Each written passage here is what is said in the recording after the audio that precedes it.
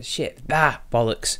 The one thing I didn't forget to do was the bloody audio. Anyway, it's sorted out now, guys. Don't worry. I know. I saw it. Anyway, as usual, I am not prepared. Even though I tried to prepare myself, I forgot to loop the bloody thing, so then it ended up being just a black screen. Yeah, I'm usually better than this. But hey, whatever. It's me. And as you can tell by the title of this here stream, you know, it's... we're going to discuss the thing that's been going on recently with Coach Red Pill and V and everybody else, and then I'm obviously going to do what I usually do with these streams and try and cover some articles that I don't usually have time to cover this month due to work, which by the way probably isn't going to change anytime soon. I'm officially going to be full-time next month, I think, doing more important roles with the company I work for. Very excited. And before we get into the thing that's going on, before we get 100% Coach Pilled update, there will be a video tomorrow, despite there being, you know, certain special days. It's going to be a special one. It's actually going to be a response video. That's all I can say. It's a surprise, and it is Christmas themed. Sadly, I won't have my favourite Christmas jumper on, but the Christmas pudding hat will definitely return. And yeah, don't worry guys, watch this space. It's cringe. Trust me, the video I'm responding to is pure cringe. You will love it. It's like, oh, like a bloody present coming to me early. God, you're going to be excited for that, guys, trust me. So, let's talk about the drama, shall we? Now, you see... Wait, not me. Carlos, what do you mean, not me? I don't know what you mean. But anyway, Coach. You know, I think he's the only person from the side that disagreed with Crow, or, you know, regardless of whether they agreed with him about the science or just disagreed with his actions, that has come out of it looking worse. I mean, only he could do that. Now, I've heard many excuses for this fall from grace, even though he didn't particularly have any grace whatsoever, apart from a few butthurt fanboys and some YouTubers that really shouldn't respect this guy an awful much, considering what he was like back in the day and what he is like now, which isn't really any different, but whatever. Now, let's just go through some of the things that happened. For fuck's sake, fight IRL. I don't want to fight people. Babylonian Hebrew, if you know, don't do a Coach Red Pill. You don't want to fight me because my voice is so crisp, apparently, which I struggle to believe is crisp, but whatever. Let's get back on topic. So, Coach, how have you fucked this up? That's what I want to know. How did you go from, you know, coasting on a wave of drama that you inserted yourself into? I mean, let's be honest, even though they were targeting you, you were waiting for this. Like, I have a feeling you literally just posted that video, Kraut will dox me, not only because maybe The Guardian might have leaked something to you or what have you, but I think you were just hoping that he would as well. Oh, and Johnny Fox, yeah. Johnny Fox is a weakling. Johnny Fox is a coward. He won't do shit. But anyway, we'll get to that in a little while. You should really be coming across like an angel right now, but no, you shot yourself in the foot. Now, some people claim you're just playing 4D chess. So basically, you want everybody that you don't like to think you're stupid and that you don't know what you're doing. You shoot yourself in the foot when really you're a master of manipulation, and really what you're doing is you're making yourself out to be stupid, but you're not, and you're actually pulling the strings. And really, there'll be this big massive video that will come out and expose every single one of us for the liars and cheats and scoundrels that we are, and you will end up looking amazing. Well, shit. It's not looking like that at the moment, is it, guys? So, anyway, the point of contention is mainly his attitudes and the things that he's been doing recently, and lies. Like, it's all stems from the Sargon thing. Like, he's been making a lot of hit pieces on Sargon and trying to get his attention, and some of the things that's been going on is very, just, you know, it's a bit creepy, especially with the Skype messages and everything. You know, he leaked them, by the way. Sargon didn't leak them, so it was perfectly okay for him to go through them. I mean, what's he got against Sargon anyway? I mean, I guess it's just typical Coach Red Pill trying to get attention, but, you know, he just keeps contradicting himself all the time. He will say that Sargon is a leader, then he'll say Sargon is not a leader, but then he'll say it again whenever it suits his narrative. Dude, God damn it, chat! Don't distract me. I'm gonna end up laughing at you guys. I mean, let me put it like this to you, coach, and to all those who support him. What is there to gain from constantly making drama videos like this? Like, what is there to gain? I mean, you know, you come into YouTube and you've quite rightly figured out that, yeah, drama gets you subs. But the problem is, if you constantly do drama videos while you're supposed to be something more than that, you're supposed to be a more, I don't know about academic, but you're definitely supposed to be something that teaches people things. I guess that's why you call yourself Coach Red Pill. Why are you concentrating on this so much? And if you do it too much, if you constantly go on and on and on about drama and getting involved in it, eventually that growth is going to stop because people are going to get fed up with it. They're just going to see you as somebody who stirs shit. They're going to see you as somebody who is just out there for the views and the money.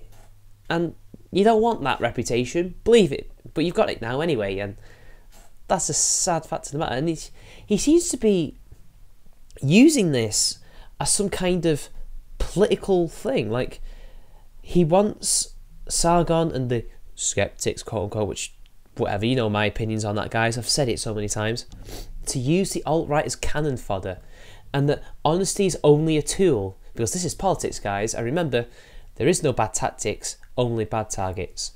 Yeah, it's amazing how many people are taking notes from Movie Bob recently. I mean, firstly, like, if I was alt-right, I would be quite, you know, angry at that statement, that he considers me to be so low that he thinks, oh, I'm just a cannon fodder, I'm just a soldier that he needs to use willy-nilly to achieve whatever goals he wants to achieve.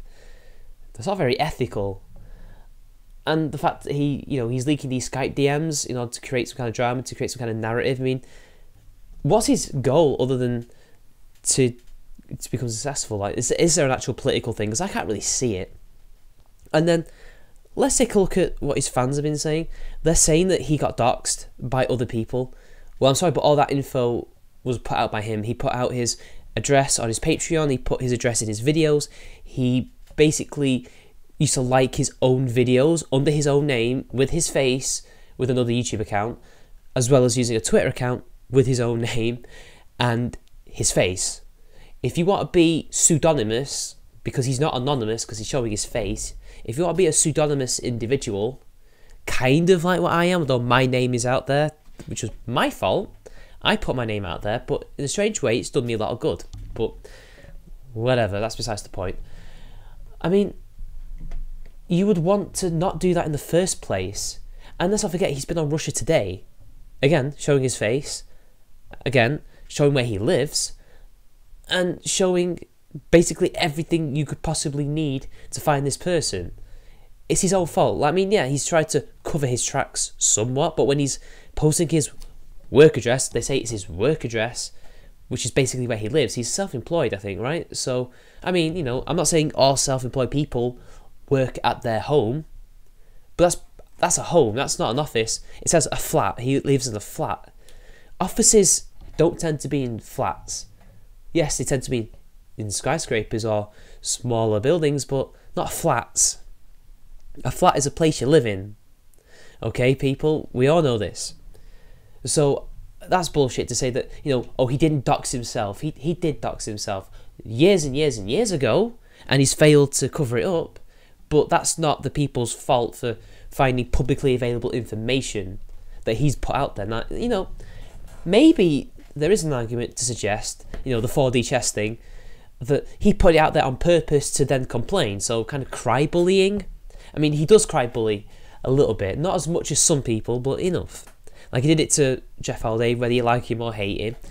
When in that stream, which by the way, I need to get into a little bit more detail in a bit, he threatens Jeff, and then when Jeff doesn't take his shit, he complains to Andy, and then apparently he was going on. Yeah, he actually then ended up when Jim came on, was like, yeah, Jim, attaboy, you tell him.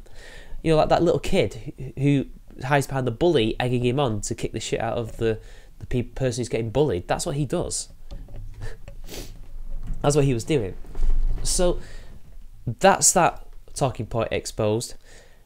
And seriously, like, how can anyone support him? Like, you know, I've seen a few people trying to be more of a peacekeeper type, but when you have people like this who are known con artists, this is not the type of person you want to be, you know, hanging around with, because he's going to use you at some point. He already is. And he's already got people coach pilled as it is. I'm trying to make that a meme. Please make it a meme, guys. All right. Okay, that's a academics please respond moment for me. But you know me, I love my memes.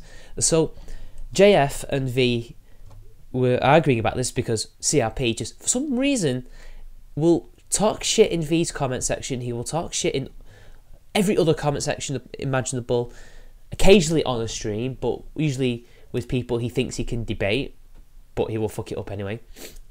He can't do it with V, so he sends JF to fight in his stead. That is his sponsor. And JF says that in regards to the con accusations, well, you can't do that. Oh, I can't try to remember this without strawmanning him. V was not the judge, jury, and executioner, quote unquote, metaphorically speaking. Therefore, he cannot say for certain that he did this thing. There has been no accusation. There has been no charges. So, basically, no accusation. He can't do that. That's immoral or unethical. I don't think he said illegal. I'm trying to remember it. And, well, he's not Swiss. He's Chilean, American, Carlos. He's not Swiss. He just lived in Switzerland for one time. Then he goes and does that to Zeph. I hate Zeph. Zeph did what he did. But, again, as we'll see in Kiwi Files, which I'll bring up, Steve Keen, the man who he allegedly, although it's pretty much proven, especially since this actually ended up in some small sections of the media, yeah, he scammed this guy out of money. So let's just find these emails that prove that, so that really JF is chatting all the shit and is simply defending somebody because he's being a little bit tribal, which is understandable. Also, he does genuinely seem to like him, and I can understand that. You want to defend your friends, but sorry, JF, there was an actual allegation, so your point does not stand. Look, let me just bring this up, guys. Hang on a sec. I also noticed I neglected the chat recently. That will be sorted out in just a second. Just got to get this up. There it is.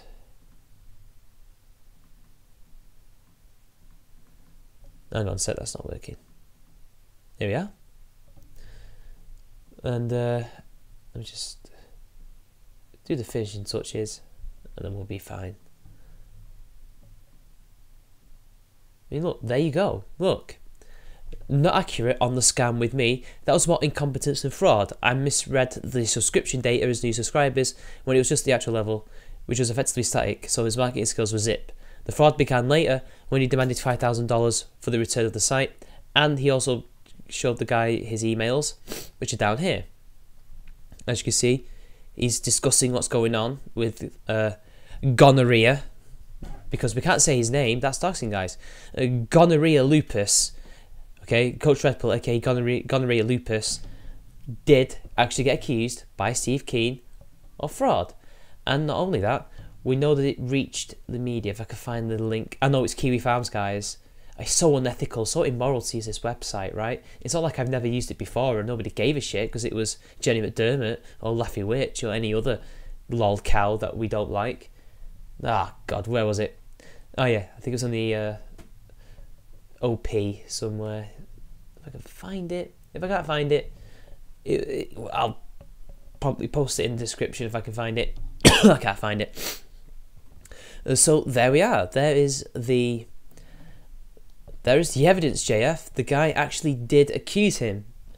So we can't really level that at V. That it's unethical to accuse him when there's been no accusation. Now I don't want to get into the rape allegation thing, because that was so far in the past that it's not really relevant. And even if he did fake it, how do we know when he faked it and if he did? I mean, V's doing a lot of research for that, and I can't really see him really coming up with anything. That's just my opinion. I don't think anything's going to happen with that, so I don't know. don't take my word for it, but apparently the Guardian has a nuke that he wants to drop. That could well be the thing. It could be something completely different. Who knows? Anyway, I'm going to put the chat up in a second, guys, for you. I just need to use it. I need to link it to my OBS. Oh, God, I've got a bit of allergies today, guys, so excuse me if I'm sniffling all over the place. Right, hang on a sec. God damn it, this bloody thing just doesn't work half the time. There we are. There you are, guys. There's the chat. Press F for chat, guys. And make yourself known. Yeah, there we go. You guys are now fully represented in the stream for the first time in God knows how long. Also, by the way, I've got a newer dongle. It's bigger. It's juicier. It's got more Mbps, or however you pronounce it. It's going to be great. And so I guess that's all the Culture Red Pill stuff that I can really remember. My head's just tired because of work. I mean, I was thinking about all the stuff I was going to say, but everything's already been said. And I want to get into the article soon. I don't want to spend too much time on him. I said what I've needed to say a lot on Twitter, so I need to think of one more thing to say. And that is, let's think of more things that people have been saying when they've been defending him, because they're saying he's just some kind of... I can't think of anything. Guys. Let's cover some articles. Now, I have quite a few here that you would be interested in. And I think you guys will find them very, very special indeed. Now, if I could just find... Here we are.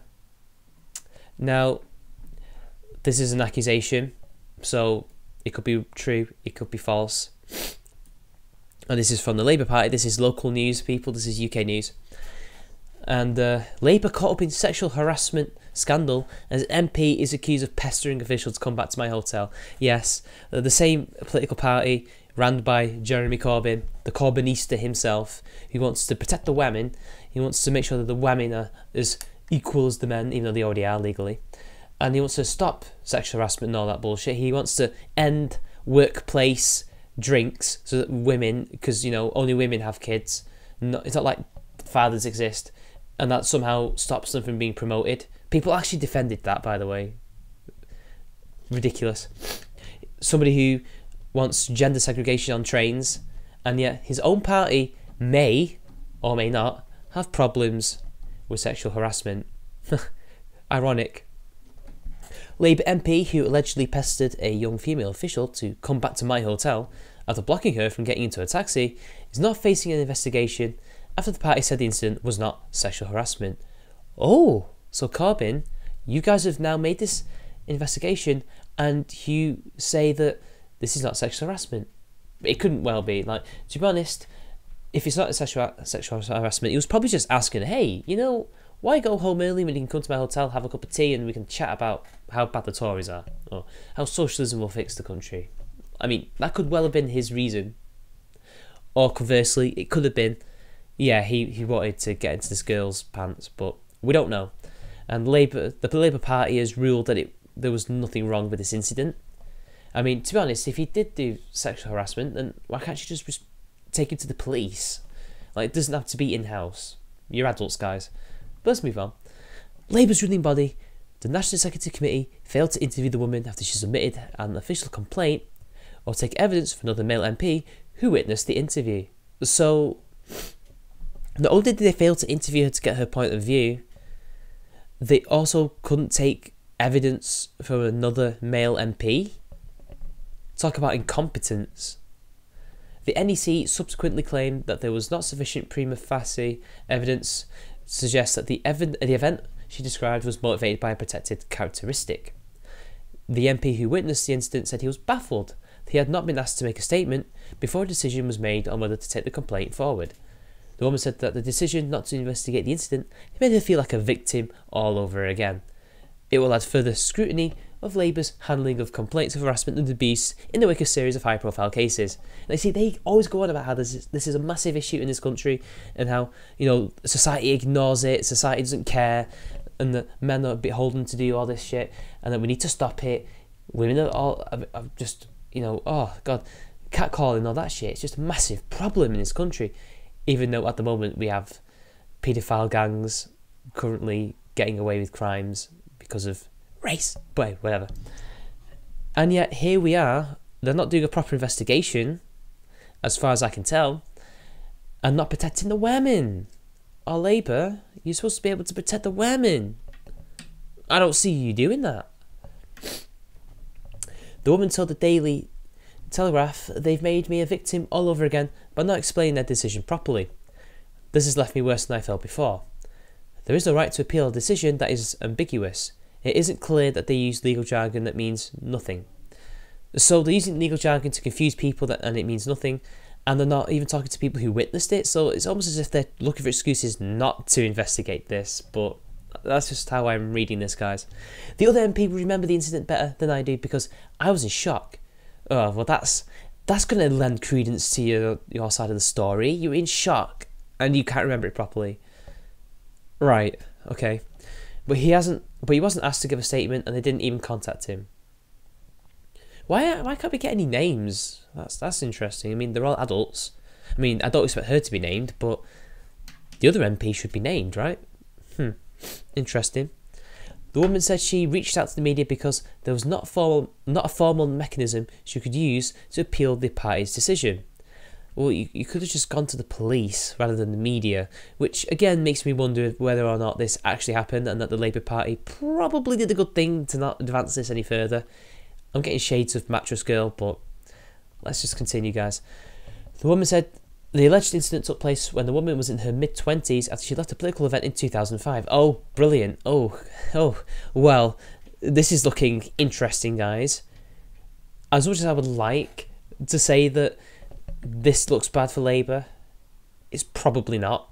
It's got all the red flags. Bear that in mind. She made the official complaint in November. So 12 years ago, nearly 13 years ago, this guy wanted you to go back to his hotel, and now you're complaining about this now? Did you make the complaint back in the day, or was it last month? Because it just says in November, so I assume it was this year when there was nothing they can do about it. And even then, this witness who claimed to have seen it, how do we know his memory is still able to give us an accurate version of events? And what did he see? Is he on the side of the man or the woman? I can't really tell. 10 to 13 years ago. Right.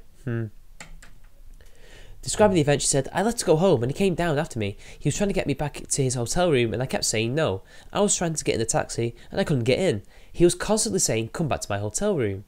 I wasn't able to get into the taxi until the other MP came down and forcibly removed him from me. With his words, come back to my hotel room, it was very, very clear what he was implying. Well, that could mean anything. Yeah, it could mean sex. Most likely that's probably what it could have meant. Or he wanted to talk to you. I don't know. And you're not naming names. You've not gone to the police after 10 years if you think that is what he was trying to do. So what am I supposed to do? Actually, what is the Labour Party supposed to do 10 years later, 12 years later? There's really nothing they can do. I mean, the more I read this, the more I think this is just a Mattress Girl thing, but I could be wrong, you never know. Labour's responsible raised questions over the parties dealing with complaints of inappropriate behaviour. It does look bad on them considering what they believe in, and as you can see here, who's currently running for MP in their party. Jess Phillips. Ugh. Told the Telegraph, the party has worked under pressure to improve the system and has been improved, but it's still being tested, and it feels like in this case, the witness should have been investigated. Well, no shit. If you've got witnesses, the first thing you do is investigate them. You question them. You interview them. It's like the thing you must do. It's basic investigation 101. But hey guys, this is the Labour Party. They're incompetent.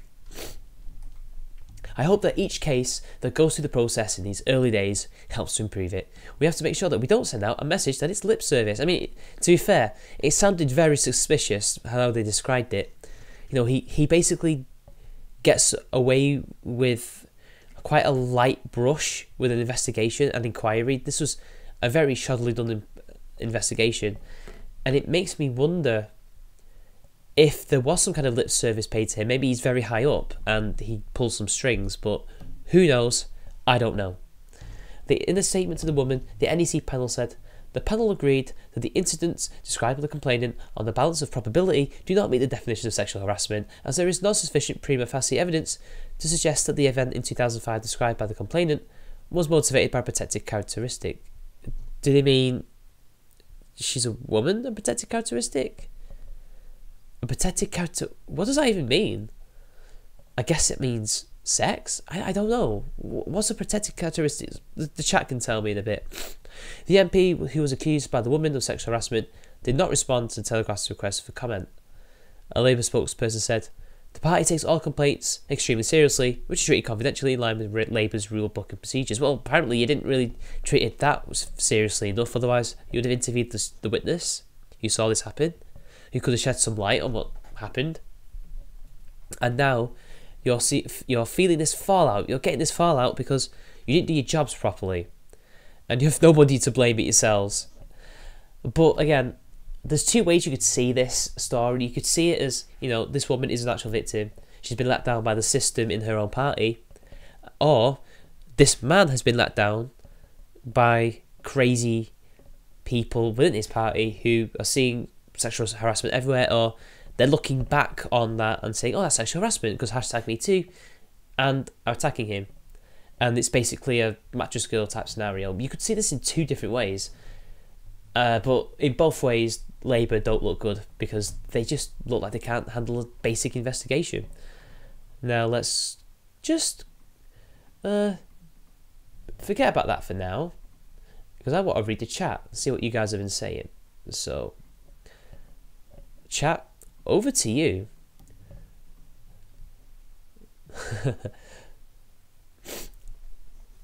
Guys, V got doxed. He had a video up and it isn't there now. I'm pretty sure he's been open with his name recently. So, again, you got to ask me what exactly was doxed. Justified Attitude says that CRP's real name isn't doxing. Well, it kind of is, because a name can basically be researched and you can find loads of stuff that you don't want to be brought out into the public, because if he's on an electoral register, I don't know what it's like in the United States, because I'm pretty sure he's a United States citizen. He sounds American, and I'm sure he's lived in America, or maybe he's not. Maybe just he was taught English that way. I don't know. But again, you can find many things with just an IP address and a name. That's all you really need to dox somebody's bank account or something. It's not hard. But again, you know, he let that out there. But again, it's not doxing if, you know, he put it out there himself. So, you know, yeah, it's not doxing because he did it. But if somebody else did it, if somebody uncovered his name and he'd never been open about his name, he was never on Russia Today, then yeah, you know, probably would have been. I might need to look at more things. Johnny Fox. I forgot about Johnny Fox, yeah. So Johnny Fox has taken it upon himself to become alt-right recently. He's rebranded, like I have, sort of, as Foxdie, but he's been Foxdie for a while. I'm pretty sure it's the same YouTube channel that he had back in the day. And basically, he sniffed out, you know, oh, I could make serious subs and money off of this drama, as he usually does, and has decided to back, I assume, Coach Red Pill. Yeah, because he always backs the right horse. And basically he wants to fight Matt Jarbo. He wants to fight Mundane Matt. Even though back in the day he used to kiss his ass. He used to kiss quite a lot of people's asses until the money started flowing in. He started, you know, basically his autistic fucking bullshit life caught up with him. And, well, the rest is history. He fell out with all the skeptics, or the gamergators as it was originally. And basically, it's Fox. It's Fox. And he says he wants to fight him. And he's like, you're not going to do shit. And he won't do shit. I mean, what's he going to do? He's going to see Matt in like the bar. What's he going to do? He's going to ignore him. In all my years of knowing Johnny, him doing that, like that actual thing, no, it'll never happen, guys. All right, it's just pep talk. He can talk the talk, but he can't walk the walk. So I wouldn't even be worried. CRP's the same. And I reckon Jeff Holiday didn't really want to fight CRP either. I bet both of them would just, all of them would just, you know, stick to their own groups, stick to themselves, and nothing will happen if any of them turn up. So yeah, I wouldn't worry about that too much. It's just a load of banter. Let's have a look. But yeah, as for V, I don't know what was doxed. Oh, okay, so it got switched to his main channel. Yeah, he made a mistake. Yeah, we've all been there. Feminism is just a political weapon to beat others around with. Nobody actually follows it in principle. Well, true, but their principles aren't very good principles. So I would say that they do kind of follow it on principle, just not in the principle that we expect them to. Let's have a look. They're a hill to hopefully die on. Those guys are turning our nation insane. Well, no, it's the Tory party that's currently in power, and they're the ones turning our nation insane because they're basically letting SJWs run amok. Because, believe it or not, there seems to be some kind of... I think they seem to be socially progressive but economically conservative recently. And they're just letting them do that. They're letting the universities do what they want and brainwash the kids. And well, you've seen some comments from Theresa May. She kind of agrees with some of those points because I think she's one of those rare cases of a right-wing feminist. I mean, I'm sure I've read somewhere that she said that. So it doesn't really surprise me in any way. So yeah, it's not the Labour Party destroying our country. I mean, they probably would do if they were in power, but both parties do it. Whenever they're in power, shit goes wrong and nothing goes right. It's not the 1940s or 60s anymore, guys, when both parties had an equal chance of winning the election. So, yeah, both sides could have done equally bad or equally well. I long for those days. A 12-year-old would beat Matt like a rented mule. No. Everyone knows a 12-year-old wouldn't beat an adult. Women in power. She's a Norman bullhead. Jeff lied. Also, Merry Christmas, chat. Also, what did Jeff actually lie about? Can you guys... Sorry, my phone is being a dickhead. Can you tell me what he lied about? Because I missed that. I know he lied about something, but I don't know what it was. I'm completely out of the loop with that thing, and I shouldn't be, but I've not actually had it told to me what it was. And, you know, another thing about Kraut, and I'll just say this, that I kind of felt sorry for him. Like, I feel like hopefully he is going to change, but you don't know. It's Kraut. But when he did that Patreon message, I couldn't help but be like, damn, he's kind of not in a good place right now, and I probably shouldn't have been so harsh in that stream, but I don't know. It's just because, you know, we got along that I feel that way. So hopefully that is a, you know, a turning point in his life, and he can, you know, move on and grow as a human being. I hope that a lot of those people who are mainly involved in that shit kind of learn from this. I mean, you know, I feel that Wosley is also getting a really bad rap about this because, you know, I mean, you know, that's just his side of the story, and then there's the other side of the story. You know, Braving Rumi does have it in for him, and I think he is twisting some of the messages to make it about a certain thing when it probably isn't. But I feel like would never lie about that. I mean, Jeff Holiday, as we've seen, would lie, but Wosley to me has never shown anything up until now, even in his video, that suggests he's lying, because he did show full context of those messages, and it did say that he tried to warn them. Now, he wasn't warning these people because, you know, he wanted to end, you know, JF and all these other people and destroy them. No, I think he just rightfully pointed out, yeah, you're going to make yourselves look like bloody, like a doxing server or people who just want to destroy people. And, well, they ended up becoming that anyway.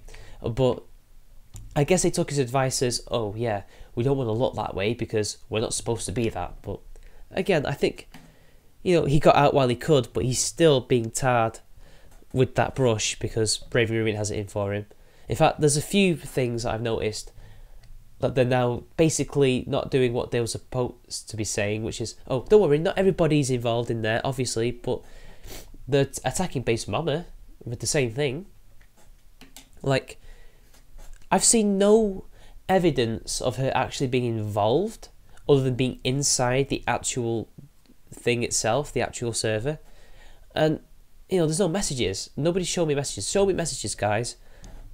That shows, yeah, she was a part of it, or said some things that may implicate her. Because it seems to me that they're using it to attack Kilroy because she stupidly stopped, like, their side from coming in. I think that was a fucking stupid thing to do. It's supposed to be a free speech event, yet she's only bringing people that she agrees with, whether a little bit or a lot, rather than completely disagree. I mean, Michael Rowlands is turning up. I don't know if he's speaking or not, but excuse me, guys, but if you can invite him, if you can invite even ContraPoints, who's considering it, I don't know if she's actually going, then you can invite Brave in Ruin, you can invite Millennial Woes, you can invite all those other people. There's nothing wrong with debating these people, and I think that's what shot her in the foot the most, and being in that that server has made it worse, because now they're using it against her, even though, from what I've seen, she wasn't a part of any of the bullshit that went on. She was just happened to be in it and never really did anything. Now, I don't know what Wizard of Cause's role was in it. He talked to that journalist describing who he was, and that was it. I've seen nothing from him that he was involved in any of the bullshit either. Habib didn't surprise me at all. Of course he would. I mean, he flagged the video, for God's sake. God, guys. Sorry, I'm dying here, guys. Press F for respects, I'm dying. I'm never usually ill on Christmas either. Carl English says, I'm not sure Woz likes getting so tied down in bullshit, in fairness. No, but I think because he messaged people in that and was talking to them, he basically got caught up in it regardless. Yeah, I hope Sandre wasn't involved, because I've met him, he's a good lad, and I don't wish to think he would do such a thing, but I don't know. Also, some people thought I was in it, even though my name's not in the list, because I'm part of Der Server, which is Kraut's fan page, server, whatever, where he talks to the fans occasionally. I was in that. I'm still in it. I haven't bothered to remove myself because I can't be asked. And, you know, I was never part of that whole task force thing. I was in the AIU one, which is dead. Nobody uses that now. But I wasn't in this one. And I wouldn't have done it. If I'd have seen that shit, I probably would have leaked it before Guardian did, let's be honest. Because I'm not going to just stand there and watch them, you know, whether they actually dug up info about people or not, apart from Aiden's face, which nobody should have seen. I mean, even I've not seen it, and we're friends. Well, I have seen a face, but not that particular photo, or even that Twitter account. You know, like, that shit was wrong. That was creepy. I mean, they're holding that information for a reason, and it's for my opinion, I would reckon it's probably leverage, and it was purely for ad hominem reasons, in my opinion. Because as soon as they lost that debate, or they were about to lose that debate, I guess they would have sprang all that information out and used it. I don't know. AIU doesn't seem like the type of person to change. I mean, he really hates me for some reason. I was a bit part player and all that shit. But then again, I do have a good habit of making people hate me, even though I'm a bit part player. I like it. I like that skill. Coach Red Pill's making the primary victim of something. It's because he's fucked up, Hellbound. That's why we hear him a lot. He's currently messed up. I mean, he could have made himself look like a viable victim. Then he threatened Jeff Holiday. I mean, he had Jeff Holiday on the ropes. God damn it. And then he let Jeff Holiday back in with a haymaker, and now he can't recover. Boxing, bitches. Hello, Hellbound Heathen. I'm ill and currently streaming. We'll go into a few articles in a minute, guys. But I'm just chatting with you guys. Enough to placate people's hunger for a definitive conclusion on any subject. Oh yeah. That's part of a single thing. Here's one for people. Kilroy's for free speech, then why the pussyfooting? I think the whole spate of jokes about the fighting at the event, which have some great memes, is still not enough to placate. Yeah. The thing is, though, is Kilroy really a place where internet drama should be hashed out? No, I don't think so. Hash it out on a stream. You can fight each other there. Don't be idiots. Don't be children and fight each other in public. Even if it is just banter and memes, like, it's clearly a place for more serious stuff. Like, I wouldn't do that if I was, like, one of those people. I couldn't do that. The one true lib, never heard of him. Don't particularly care about him. So, let's go for another article, guys. I've got quite a few. Oh yeah, here's more Labour. Let's stick with the UK Labour Party theme for just a little bit more. Now, surprisingly, I have very few. I thought I had a lot more than this, but we'll get through it all. Don't worry. Oh god, my nose is getting worse. So I know it's a Telegraph again, but it's the only one I could find. Sorry, guys. Youthquake is 2017's Word of the Year after Jeremy Corbyn's election campaign. And now, I don't remember Youthquake ever being used. I don't remember it ever being a thing. But whatever. Let's take a look. Youthquake, Antifa, and Broflake, which I assume is SJW bullshit for snowflake, might have yet to make it into daily vocabulary yet, because only us people who aren't normies on the internet say those words, apart from Youthquake. I mean, I've, again, only just heard of this phrase, but whatever. But according to Oxford Dictionaries, they are the words which will define the year 2017, just as post-truth was picked to define 2016. He has announced Youthquake, referring to the rallying of young people by Jeremy Corbyn's Labour Party during the 2017 general election, as its Word of the Year. The word saw a 400% increase in usage between 2016 and 2017, and highlights the increased awareness of young people's capacity to influence and even drive political change. It said, well, young people have known that since 1968. Hell, you could even go farther back to like some of the revolutions in the early 1910s and 20s, or even the 30s. But I guess because of the internet, it's allowed even more people to get involved, I guess. But one word does not highlight that at all. It's just a word that doesn't really mean anything. Oh, if anyone wants to know what omnishambles comes from, that's from the thick of it. That's where it comes from. Now we'll get into these lists. So chav means cheeky breeky. It means white trash, basically. Sudoku, we all know what Sudoku is. I don't remember that being a word of the year. Bothered, or I'm a bothered, comes from a stupid, shitty comedy show by Catherine Tate, who was in Doctor Who. Credit Crunch, that was the name of the 2008 recession. Simples, it's from a stupid advert.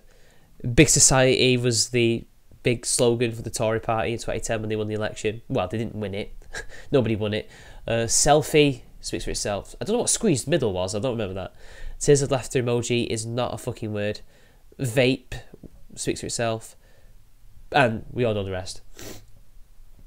Antifa.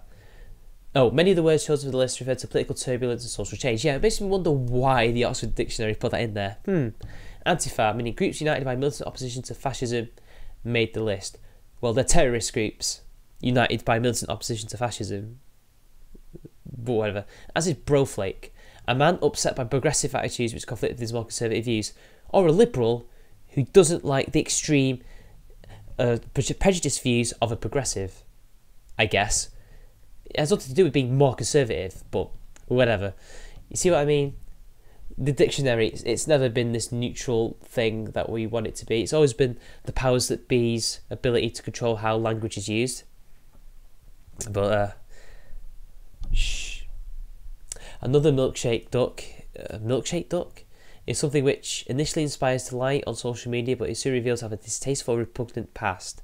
Sounds like Chent Yuga. A compromat. That's a nice one. That's a good word. That should have been Word of the Year. A Russian word originally based on the English phrase compromising material. Hey, that's pretty good. Means material used to blackmail or manipulate someone for political purposes. I like that.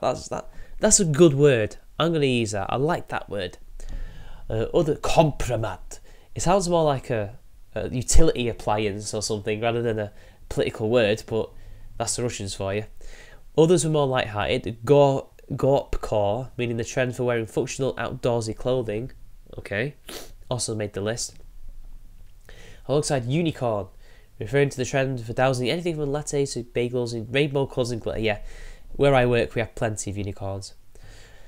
Casper Grathwohl, president of Oxford Dictionaries, said youthquake has taken top spot because it was a rare political word that sounds a hopeful note. No, it doesn't.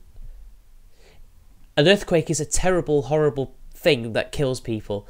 A youthquake sounds like the things that the Beatles had to run away from. That's not something that I would want. Thank you very much. Sometimes you pick a word as the word of the year because you recognise it has arrived. But other times you pick one that is knocking at the door and you want to help usher in, he said. Yeah, you want to usher in some changes, am I right? That's why that's there. Corbyn engaged with the UK's foremost grime artists. Yeah, what was it? Stormzy? Was it? Yeah, Stormzy, the worst grime artist like ever. Like even Big Shaq's better than him. Spoke about topics such as housing and social justice, attempt to woo younger voters, and he still lost, previously disengaged in politics into voting for him. And yeah, most of them still didn't vote for him. Well, no, it didn't really work, did it? Because he lost. And I think, pretty sure Labour has always had that young, middle-class university student demographic anyway. So, what's it actually changed? Well, actually, it used to be the Lib Dems, but it changes. This demographic overwhelmingly backed Corbyn, and they won't back him in the next election when they've gotten a little bit older, a little bit wiser, trust me. Leading to seat gains such as Canterbury, a town with a large student group, which had a 185-year period of always electing Conservative allied MPs. Yeah, and they also lost quite a few other places as well, but whatever. This increased engaged of younger voters meant that the overall turnout was boosted, and he still lost, because I reckon there was far too many people who were smart enough, or dumb enough even, to not vote for them. I mean, there's better parties. Hell, I'd even vote Green Party than Labour or Conservative. The 20-point increase in turnout among 18 to 24-year-olds helped increase turnout to 69%, which isn't bad. I didn't vote, by the way, if you wanted to know. I had nobody to vote for. Until I found out the Pirate Party existed. We actually have one, but they weren't running in my area, so I couldn't vote. So, yeah, there's that. But anyway, that's that particular thing. And I just realised I didn't show the fucking article, so I'm going to post it in the chat for you guys. Shit. My bad. But trust me, guys, like, it's a stupid fucking word that should not be there. Stormzy is not talented. He is no Skepta. He's not even like Dizzy Rascal. Right, I'm gonna put it back on. Hang on. God, I'm such a klutz. Hang on a sec, guys. God, what is it with OBS recently? It's not doing what I want it to do. There we are. Hang on. It keeps pressing on things that I don't want it to press on. It's pissing me off.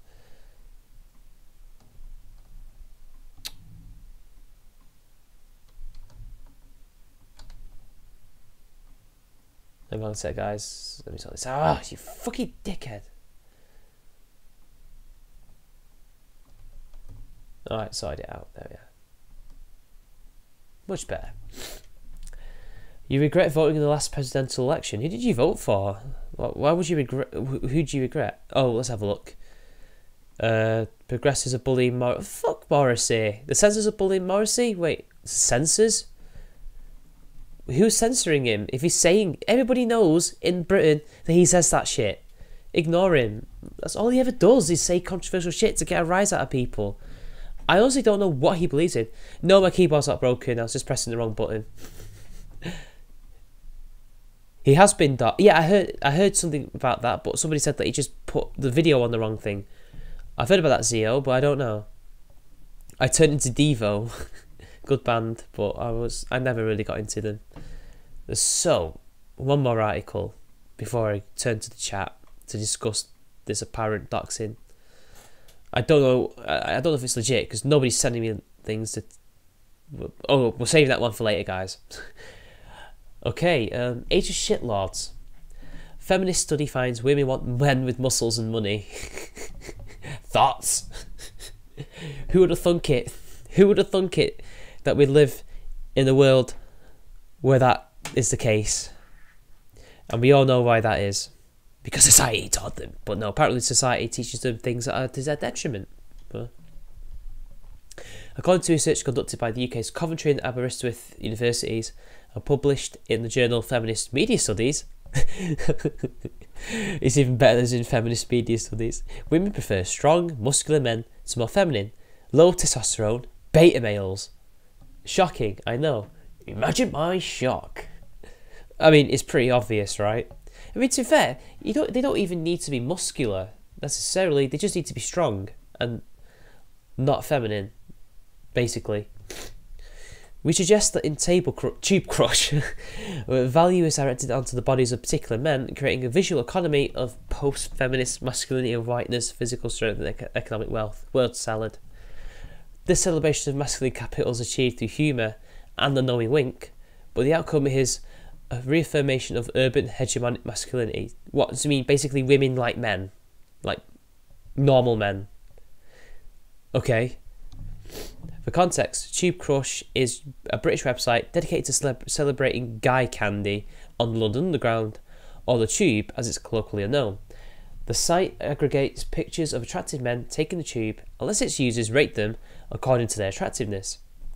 The site also allows comments which provide insight into sexual preferences of a majority female audience. Now, can I just say, if there was a website like this where the subject was women, not men, they would be saying that's objectification, it's sexual harassment, they shouldn't be doing this, but no, because it's men who aren't giving their consent to this, it's okay. Nothing to see here, guys. Move along. The study finds that the women prefer masculine men to their more cosmopolitan or metrosexual counterparts, but there's no reason why you can't be cosmopolitan and masculine. Like, I'm pretty sure cosmopolitan is really more of a cultural thing than it is necessarily to do with your gender or how masculine you are, but I don't know. For example, the study mentions that in terms of objectification, I think it means subjectification, in the sense that the body parts are made to stand alone, it occurs through repeated emphasis on the biceps, pecs and chest. Well, no shit, we know women like that stuff. But I guess this is new to the feminists. It doesn't stop at the upper body though. Users of Tube Crush repeatedly objectify men's thighs and hands. Hands? Well, that's interesting. Oh yeah, because of the myth that if you have big hands, you have a big dick, which is, I'm pretty sure, is not quantifiable, but whatever.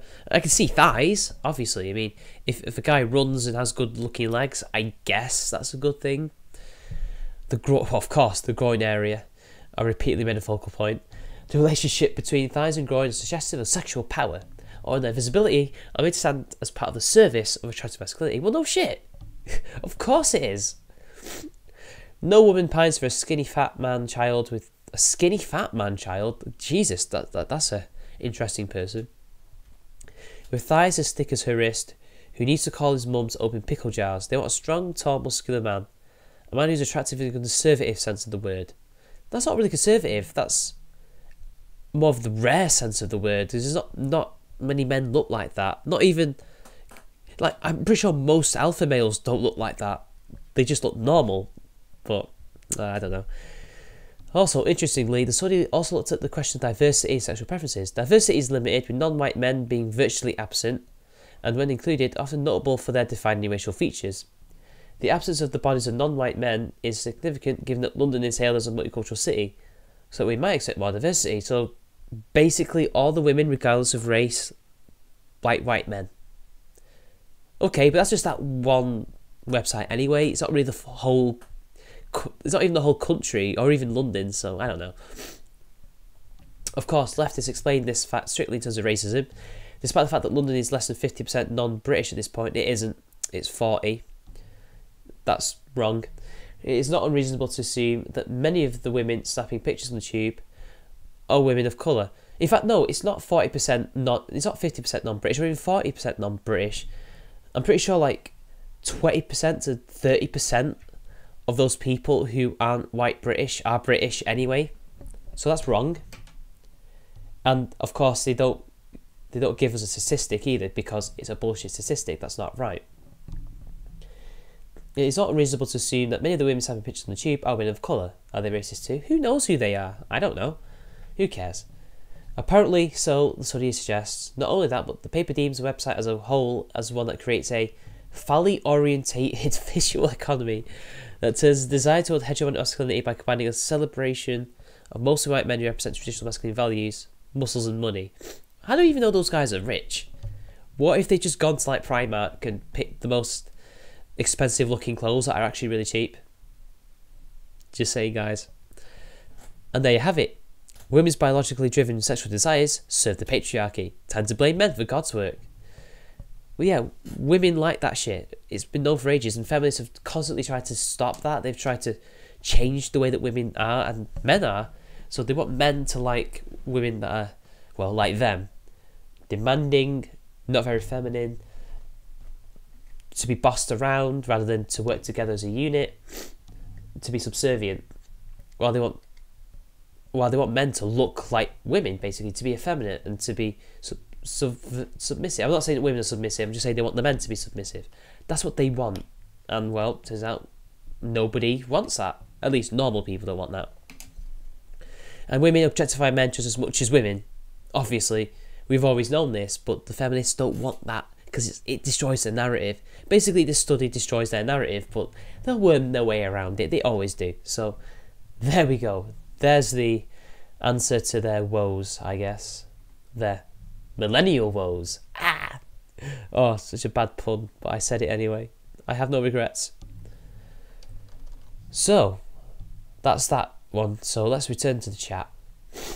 Hello, QN. You want a missus I could fight? Marry Bruce Jenner. He's already taken. Who wants cringe? Put on Lil Pump. Is he the one that died?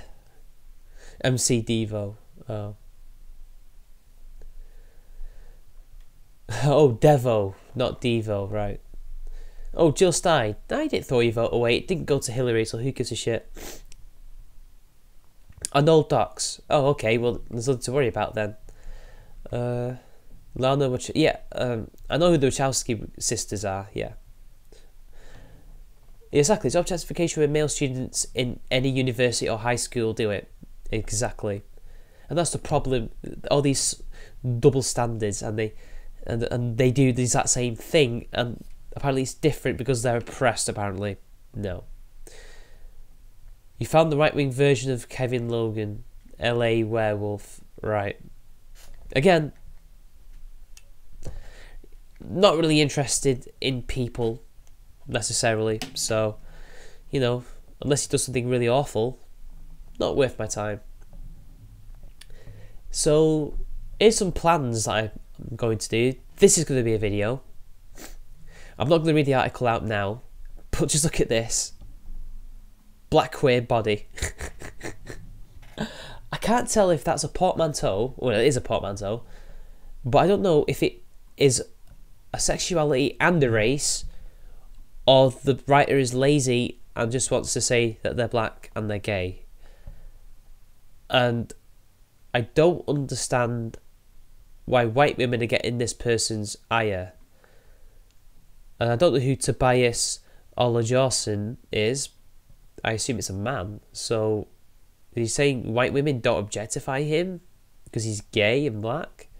Well, I'm sorry, but women can't help liking men regardless of their sexuality, or at least liking the look of them. Just like some straight men, well, all straight men can't help but find certain lesbians attractive, even though they know they're never going to be with them, and there's nothing wrong with that. I mean, would you be offended if I said that I didn't like you finding me attractive? I personally would find it as a compliment, but, you know, would you be offended at that? I bet you probably would. I'm going to take a look at this person. Yeah, it is a guy. He looks like the one janitor. Award-winning writer, but he doesn't say what award-winning... Well, he doesn't say what award he won. He's an author of Godless Circumcisions. Oh, God, I don't want to know what that's about, but I'm going to look it up. Let's go through this rabbit hole, guys. Let me show you this. All right, let's have a look. Oh God, I'm regretting this so much. Right now, we're jumping down the rabbit hole. Are you ready, guys? Are you ready? You better be, because this is going to be... Well, I just know it's going to be bad. I know that. Oh God. Oh God. PhD student. Oh God. Founder of Blackware Flow. So he's definitely trying to make that a thing, but it's not a thing. It'll never be a thing. Oh, look. He wants people to cash him. Okay, godless circumcisions. Here we are. There's the Amazon page. Jesus Christ, £10 for a paperback. This is free on Kindle, I guess. Godless circumcisions is a witty and forceful study of race, sex, and politics in contemporary culture, personal and poetic. These essays, poems, and biographical trysts disrobe issues such as the black, queer, and working class existences. Right. To issues of racial, sexual terror, masculine anxiety. No, more like your own anxiety as being a gay man, which doesn't reflect the rest of men, okay? How black men learn the erotic. What, like the rest of us? Like how everybody learns it? The stereotypes of black and black queer people. Look, basically, he's trying to make it out like gay people who happen to be black are a separate thing to everybody else when they're not. They're just black people who happen to like the same sex. What? I still can't tell if it's an ethnicity or a demographic or whatever he's trying to say. Paying special attention to the costs of assimilation, as if black people should not assimilate with whites and Hispanics and Asians, instead be their own separate thing. Well, you know, the Nation of Islam are currently looking for recruits, guys. So I think he, despite being gay, would be a welcome addition to those separatists. But I don't know. I guess I'm giving him too much advice here. What else does it say? Cultural circumcision. So assimilation is a cultural circumcision. So he seems to be anti-circumcision, which is, I guess, okay. But how is assimilation in any way a bad thing? Like, that just helps with the coherency of the society, and you don't have to get rid of every single thing in order to assimilate. You just get rid of the stuff that isn't needed in that particular society, stuff that might be detrimental even. But you don't have to get rid of the food or your music or any of the positive things about a culture. You don't. In fact, part of assimilation is that the host culture adopts those things and that becomes a whole new culture, right? I guess. I could be wrong, but it happened in America during the 1800s and even our country, so... God, Jesus Christ. Let's have a look at the reviews. Astounding amount of love in this book. This is an amazing collection of poetry. Verified purchase, but not by a person that I can say is real. Brian June Music. Amazon customer. So that's probably fake. That's probably fake. Anthony Peterson and some Brian June Music guys. So there we go. But look. It just looks like they've just basically copied and pasted shit. Shall we have a look? Search Google. Oh, boo. The rabbit hole stops, guys. Oh God, that's some shit, isn't it? Jesus Christ. But anyway, that's the guy who I'll be responding to next week. Oh God. Anyway, back to the chat, guys, I think. Back to the chat. Let's have a look. What are you guys saying? Ask people some questions if you want, guys. I think it's time for questions. I've pretty much ran out of all the articles that I was going to do for this thing. Nothing else seems to have really happened. Okay, so what's happened? You once met the gay man who hated red-headed white women. Well, that's weird.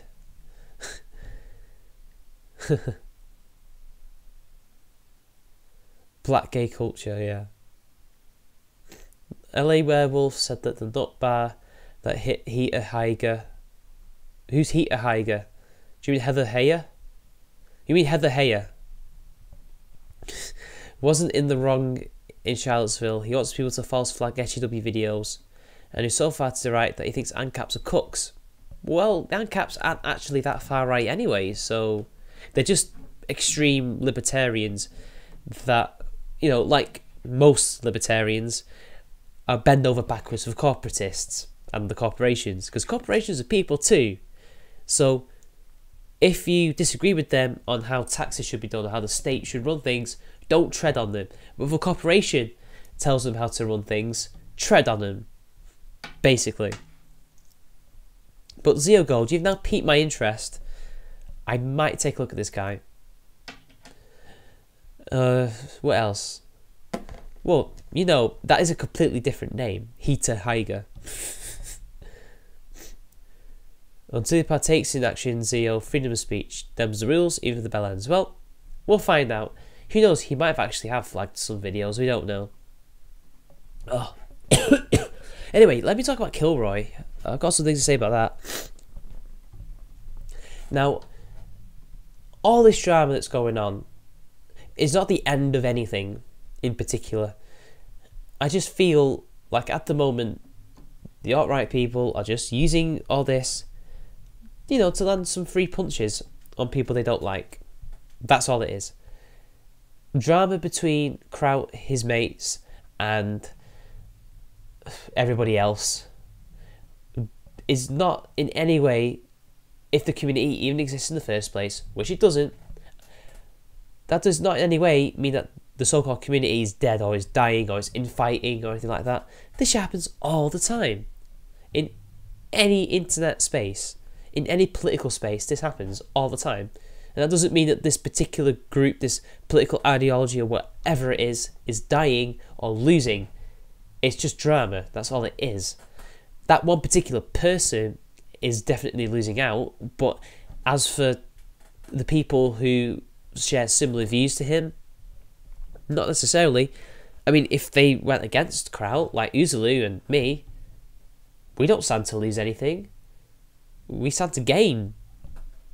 In many ways. I don't know what, but that remains to be seen.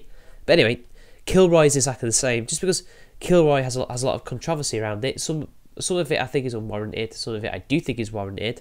So the base bomber shit with the server, that's unwarranted, because that's Bravey Ruin and all the other alt-right idiots using it to attack her. I mean, you know, they should rightfully criticise her for not letting them come, because it's ridiculous. Like, they should be allowed to go. And she's being an idiot for not letting white nationalists turn up. And I also heavily dislike the fact that even though they got rid of it, they had non-disclosure agreements for 3 years and were quite picky with who they trusted, even though they should be trusting everybody equally. Like, I don't care if, you know, you're worried about the ex-Muslims. Like, I'm sorry, but they're going to a free speech event, showing their faces. They're taking a risk, all right? They have to take that risk, all right? You can't protect everybody. I'm just saying. In a public space, there's not a lot you can do if things go wrong, okay? I say that as a former steward. Well, yeah, I know Kraut did take the fight, but eventually even he lost, so... But that's not the point. Like, you know, of all the things to criticise Kilroy, like, Base Mama being in that server, I don't think is the right one. I think they've really messed it up, and apparently Dave Cullen isn't even going anymore. So, you help organise an event, you push it, and now you're not even going. But I assume maybe it's personal reasons, but it seems a bit of a coincidence, if I do say so myself. And may I just add, like, I can't help but feel that Mr. Medica is a bit of a fucking hypocrite, because, you know, he kept telling us, oh, you know, I'm just sick of all this SJW crap. I just don't like politics. I just want to laugh on the internet at silly shit. But then he goes and comments on the August Ames thing, which was SJW shit. And now he's doing this, which isn't SJW's, but is the anti-SJW side. He can't be consistent at all. Like, it's the same with, like, internet funding, like with Patreon and shit. The guy was heavily against that for years and years and years. Like, he would literally spurg out, ironically enough, when anybody wanted to make money on the internet. Yet he's supposed to be a constitutionalist, slightly libertarian, and doesn't give a shit how you make your money. But apparently there's an issue when you make your money online, regardless of how legit it is, and then gets a Patreon. Because he couldn't get the money for his medical bills, rather than do what he always wants people to do, to get a real job and to pay for it yourself. Pull your socks up, guys, you know, rugged individualism. Now, his videos are good on the subject, don't get me wrong, but I can't ignore that. Sorry, guys. Well, it's a free speech event where one part of the whole problem isn't being, well, a whole part of the spectrum isn't being invited, so yeah, he is making false claims, and I think he's going against what he's been saying in public, but that's because he doesn't like Waz Lee. Again, like how JF basically was hypocritical in that stream with V, where he was, you know, rightfully accusing Zeph for shit that he actually did do, but you can't just then say to V that he can't do the same thing to Coach Red Pill, even though there already was an accusation made against him, and it even reached a small subsection of the media. So yeah, but it's bravely ruined, and eventually, you know, the dishonesty on their side of the things was always going to happen, and I think that's a problem with the alt-right. Eventually their stupidity catches up with them, because if you're on the front foot, the last thing you need to do is to lie about these people who you have rightfully pointed out have lied about you, or lied about people that you like. You know, braving, edgy, priorities. But that's just my opinion, guys. Anyway, how long have we been going? 1 hour and 12 minutes. I can go for a little while longer, but my nose is really starting to get blocked and I need to blow it. So what can I show you guys? I might have one more article, maybe. I don't know. Let's have a look. Well, here's something silly, I guess we could talk about. I mean, this is something that belongs on a stream. I'll just go and show you guys now. You'll like this. This is funny. Poor Taylor Swift, guys. And you're going to see it in a bit. Poor Taylor fucking Swift. Like, the girl just can't get a break, because not only is she being attacked for being apolitical, not only is she being attacked for, well, existing, she's also being attacked for this. Or rather, she's used as an excuse for this. I mean, basically, what he said is horrible. Suspect in Portland stabbing claims Taylor Swift told him to do it. It's basically the left-wing Florida, isn't it? Portland. The man accused of trying to stab someone with scissors in downtown Portland on Sunday told officers that Taylor Swift told me to kill him, a document states. Wow, this guy, I want to know what drugs he was on or what mental illness he had, because Taylor Swift, really? Officers were called out just before 11 AM on reports of a stabbing. Witnesses told police that Brent Shannon Thixton, 43, was acting menacingly toward people in the area. The victim said he feared for his safety and started running away when Thixton allegedly chased him. The victim ended up with a cut to his lower back. Police say he did not need to go to the hospital for treatment. A probable cause affidavit states that Thixton told officers his wife, his wife Taylor Swift, told me to kill him. Oh God, excuse me guys, I need to stay composed, but I can't. His wife, I wasn't expecting that. I don't even know why I'm finding it funny. You laugh, you lose, guys. When asked where his wife was, officers said that Thixton replied, "We are one." We are one. Taylor Swift is my wife. She told me to kill her. Kill the children. Corrupt them all. Innit? That's what I imagine him doing. Based on officer reports, he later stopped answering questions and said he had top secret clearance. Ooh. Is Taylor part of the Illuminati now? Top secret clearance? Damn, guys. I think the chemtrails might be involved here. I think it's the Thetans. I think she's a Thetan. She's a reptilian, clearly. Thixton was arrested and booked into the Multnomah County Jail on assault charges, unlawful use of a weapon, trespassing, and menacing. He also violated parole for a third-degree robbery charge he pleaded guilty to this summer. He was previously arrested in 2014 when he was accused of stealing 2 different forklifts and causing property damage. His bail is set at $277,500. This guy's clearly schizophrenic, but that shit made me laugh. We are one. I can't help but feel, is that a reference to a Taylor Swift song? But I could be wrong. I do not know my Taylor Swift. Real Raven, Merry Christmas. Rucker better watch out. He said she had camel toe. Yeah, this guy's going after Rucker, man. God, Rucker's an interesting specimen, isn't he? He does the most lowest brow comedy, which occasionally like is meta and brilliant, but most of the time is cringy, but in a good way.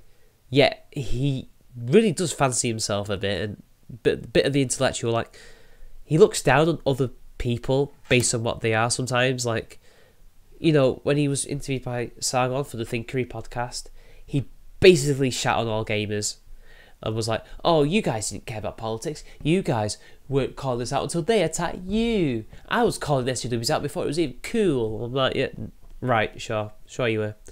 And it's like, you know, Sargon was just not even defeating his points. And it's obviously not true, because pre-Gamergate, there was criticism, just not at the level that it currently is now. Because, believe it or not, they had a lot more support back then than we do. So, you know, context matters. And even then, like, I think Sarkeesian was always hated. Like, the apathy and the disrespect towards the gaming press was growing significantly in the 2010s anyway. So, yeah, and that correlates and was caused by the rise of social justice within those companies. So, yeah, there was criticism.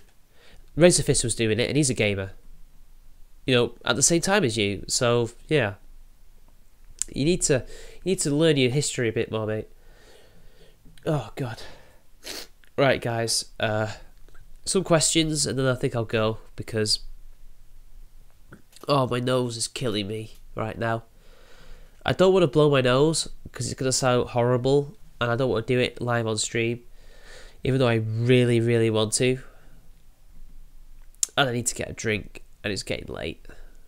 And I want to get stuff ready for the video tomorrow.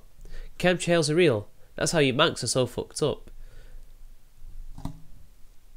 We're fucked up because we take drugs. Don't you know? Spice is like hip here right now.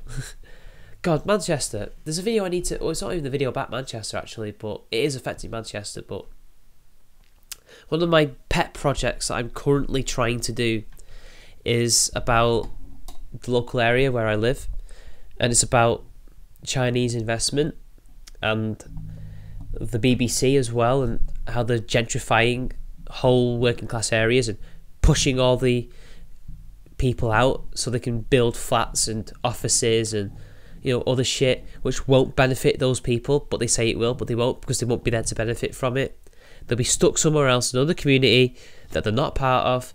It doesn't matter where, and they'll cause loads of issues, and that place will be driven down to the ground, and, you know, they'll then go and gentrify that area, and then more students from India and China will come in, and they will build more shit, because Chinese and Indian companies will build on that and sell it to whoever. And you know the drill, you know how it works. It's economic imperialism. And I was going to make a video on that, and also the BBC, because they've moved up to Salford recently, and the old docks, the old quay. And let's just say that the BBC has not brought about the economic changes that would positively affect Salford and Manchester. It actually hasn't. I'm pretty sure that, in fact, it's the opposite. The rich are getting richer, the poor are getting poorer.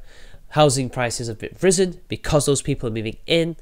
You know, the area that I came from, Old Trafford, the house prices are just skyrocketing right now because those people are buying stuff there because it's close to Salford. It's not in Salford, but it's close to Salford. So they can just get to Salford Quays within just a couple of minutes sometimes. And they're not integrating either the middle class, upper class BBC twats, all the Chinese students or businessmen. They're not integrating with the local communities. They look down on them. They're just it's all fucked up. It's all economic bullshit. And because these communities tend to be mostly white, especially in Salford, nobody's batting an eyelid. I mean, in Old Trafford, they're not batting an eyelid either, and that's a multi-racial area, but They don't care if you're poor, guys. That's what it really boils down to. It's all about class. And I've been trying to make that video for a long time now. I just not got around to it. I need to make it so that there's something out there about it for people to watch, but it's going to take a while. I've got a lot to watch. I mean, there was a Channel 4 thing about it, but nothing's going to change. At least Liverpool 1 makes retail jobs for the people to be in, but I don't know. Well, Salford Docks was gentrified years ago. It's only because it's more this recent spate of gentrification pushing outwards into places like Odsal and Swinton and what else? There's loads of other Salford areas, but I'm not from Salford, so I can't say. But that basically is what is happening. Oh yeah, another place in Manchester called Ardwick is also being gentrified. Whole areas being knocked down, people being, you know, thrown out of their homes because somebody businessman wants to make fucking skyscrapers and shit. Well, not skyscrapers, but house flats, cheap flats that are horrible to live in, to make loads of money off of and to expand the bloody global empire that they have now. And it's sad. And there's bloody local news is supporting this. They're saying that, yeah, that we should ask for these investors, even though it's offering nothing to the people of any ethnicity, of any, well, of most classes. So yeah, that's one of the videos I plan to do. I've got everything ready. I've got all my sources, but not much I can really do. I'm probably going to look for a few more things just to make sure, but other than that, that's it. Yeah, there's no local shops. It's all just corporate bullshit. All the local shops are further into Salford. Now, there's a local shop near me, but God knows how long they're going to last. I mean, a new co-op recently just opened near them, right, like just down the street. And there's a Tesco down the road. And I think there's another supermarket up the road towards the university. I think. I might be wrong. Yeah. So much for local businesses, right? Conservative Party or even Labour Party, because they wouldn't do a damn thing about this shit either way. That's my opinion anyway. Let's have a look at the time. How long have we been going? We've been going for... oh, an hour and a half. Okay. I think I will end it here. But before I do that, another anti-Gamergate member has been outed. Yep, not surprised, Zio. Anyway, that's it for now. So, until next time, guys. It's been your boy, Charming Man, who's really ill and... oh, tired. Excuse me. Until next time, I will see you all later. Bye.